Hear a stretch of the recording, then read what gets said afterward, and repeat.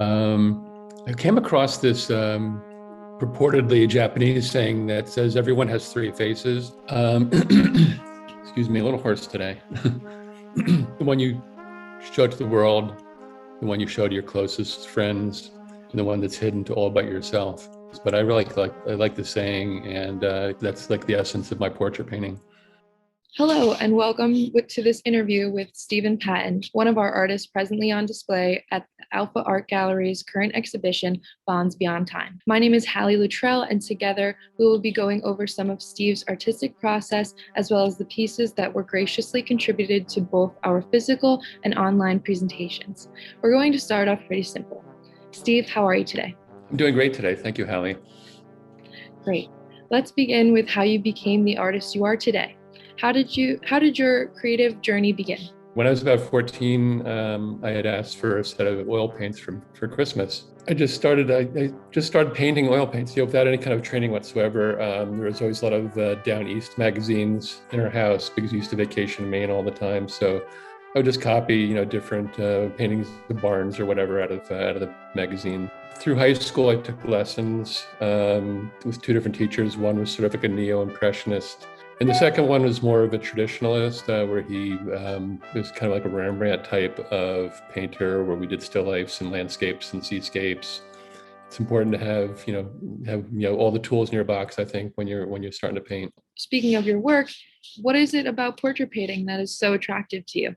I think, in addition to the Down East magazine works, some of the one particular work I can go back and think of was a portrait, and it just was straight up out of my head, red background, proportions all wrong, but there's something about it that kind of looked like me. The nose is like this long, and but it was very expressive, and I really like that. When I was researching you, I came across your mission statement. And in that statement, you call yourself a collector of masks around the world and skulls of precious stone. Would you mind expanding on this and how it relates to your creative process? Yes, I had a near-death experience at the end of 2014 from a bad reaction to a flu vaccine. So I was very, very sick. I was paralyzed from the waist down. I couldn't even raise my thumb. I had to learn how to eat and walk and do all like the normal things again. And so I think the times when you're faced with your own mortality or experience the loss of a loved one, it kind of evokes a radical change and action as you understand you only have a limited time on this earth. So the skull collection is sort of like a physical reminder of that time for me. That led to collecting masks. I bought a mask in Sardinia a few years ago that fascinated me. It was just this black mask, and it's used in some kind of ritual that they have there. And since then, I've added masks from Mexico, Central America, like the Carnival masks from Venice. So they're kind of a cool blend of painting and sculpture. Kind of my feelings and about how they affect my process. It kind of goes back when we were talking about the Japanese adage. So the skull, in a sense, sort of represents that physical structure of the portrait. Whereas the mask, that sort of presents maybe like the facade that people present to the world, or kind of like your inner self that you want other people to see. And then the third part of that is just is the part that I add to the portrait. In the gallery, you have three works: Clara, Tude, and Looks Like a Girl, but She's a Flame. They all hang side by side. But my question for you is, how do you think these pieces interact with each other? Well, the Clara and Looks Like a Girl, they share like a true bond in that they reference from photos from the silent film star Clara Bow. Much like the art of the early 20th century I mentioned earlier, I'm fascinated by the silent film and pre-World War II eras. There's an explosion of new ideas and technologies and artistic experimentation going on, which kind of draw parallels to that era, to the era now, especially with like political and the explosion of AI and all the other technical things that are happening right now.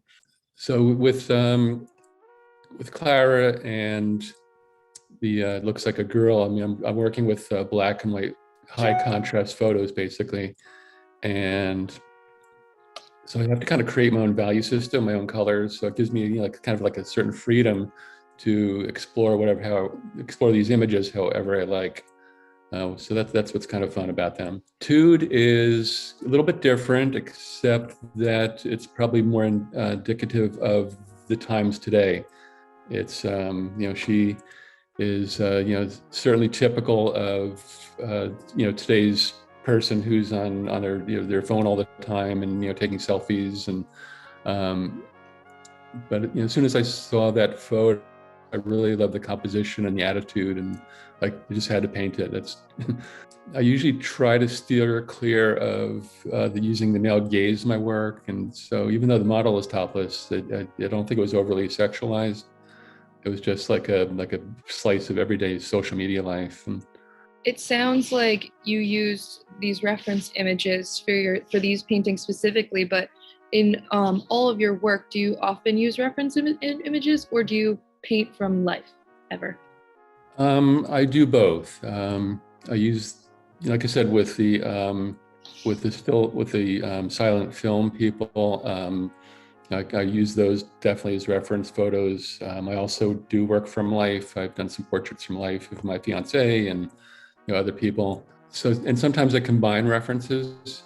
Like last year, with everything that was going on with the Black Lives Matter and the election, I got really emotionally attached to like a lot of what was going on. It reminded me of all the protests and the political upheaval of the late '60s, early '70s, which I grew up in, and I can draw. I was feeling definitely like an emotional parallel between these two times.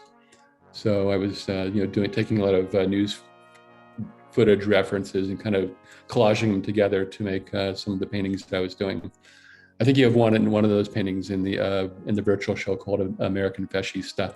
Lately, I've been finding that I use less reference photos in my work. I have a meditation practice, and during my meditation, I've been finding that like a composition will come to mind or an idea, and as soon as I'm done meditating, I will definitely try to get that down on paper, and you just start painting as soon as possible. So going back to the work, looks like a girl, but she's a flame. Immediately when you see it in the gallery, it evokes very powerful emotion. What was the inspiration behind this piece? Getting back to Clairbeau, I have a huge crush on Clairbeau. Once I started looking at all the stills of her from the time, it's like every photograph of her looks different and conveys a different emotion. And when I was just going through all these photographs, I always seemed to come back to her. This particular one, I just really just like the expression on her face. I think you said it looks like a woman in flight, and I just don't see her that way. I just thought she looked confident, thoughtful, and a little bit exasperated with the people that she has to deal with around her. But other people have different interpretations, and I think that's good. And it's probably it's my job is to create the mystery. It's other people to interpret it, I guess. So going off that, I noticed you employ an aquamarine teal tint within your portraits, sometimes outlining the figures. And this reminded me of Alice Neal's portraiture style. Would you consider her an inspiration of yours? Or if not, what artists have inspired you throughout your career as an artist?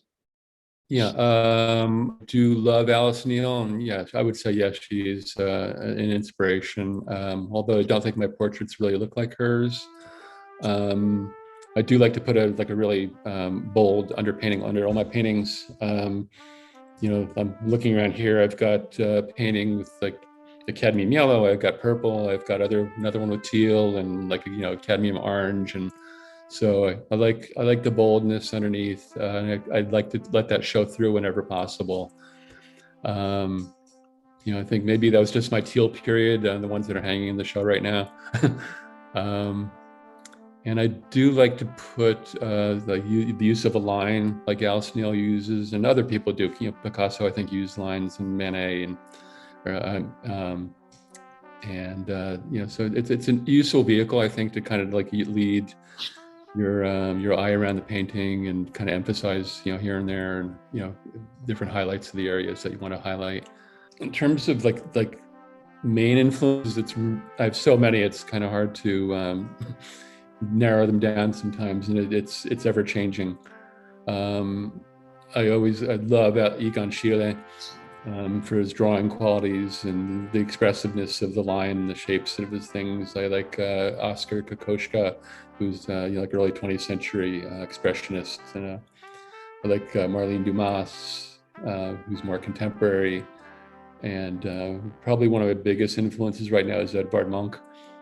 I visited the Oslo Museum of his many years ago, and I was just totally blown away when I went to that museum. So I had, everybody knows the Scream, of course, and I guess that was the first time I had a full understanding of all his work. And the more I researched him, I really love his work. And there's I have on my wall this saying that he wrote that I just love. It's no longer would interiors, people who read and women who knit be painted. There should be living people who breathe and feel, suffer and love. People should understand the sanctity, the grandeur of it, and would take off their hats as if in church. I should paint a number of such pictures. And I think that just sort of emphasizes the subject matter of his paintings and what, the subject matter that I aspire to. I don't have any more questions. However, if there's anything else you'd like to add that you might have thought of during the interview, anything you're working on now, or any shows you're going to be in soon, even lingering thoughts, feel free to share. First of all, thank you again for the interview and for having me in the show. It's been great meeting you and speaking with you. Right now I'm in a member show for Studio Montclair, of which I'm a member, and the Pastel Society of New Jersey. Also just found out that I'm in the Sussex County Arts and Heritage show, and I've got a couple other ones on the horizon. It was nice. I had an interview with the people from 14C Art Fair this past week, and they visited my studio. So really enjoyed having them here. And I will be entering that, hopefully get in there. My studio is here at the Manufacturers Village in East Orange. We have about 60 artists in residence here. And in my studio, and I guess all the other studios, will be having an open house October 16th and 17th of this year. So I've attended them in the past. This will be my first one where I'm actually having a studio in the building, but it's always been a fun time. And if you'd like to visit all my artwork, please follow me in my Instagram page. It's at jstephenpattonart, or my website, which is jstephenpattonart.com. I will definitely be looking out for the studio tours. I follow your Instagram already, so I'll keep an eye out. And once again, thank you so much for speaking with us today and sharing your insights to your creations. Thank you very much.